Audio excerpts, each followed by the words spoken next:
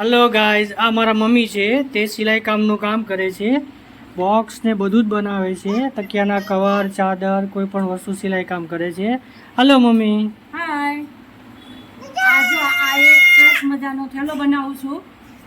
આ એક સરસ મજાનો થેલો બનશે. પછી આ બાજુ આ છે. આ એક નાનું બોક્સ બનાવ્યું છે. આ છે ડ્રેસ ભરવાનું બોક્સ છે. પેલું આસન આપણે પાથરવા માટેનું બોક્સ છે.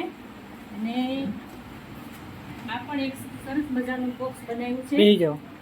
હા, આ એક સરસ મજાનું બોક્સ બનાવ્યું છે.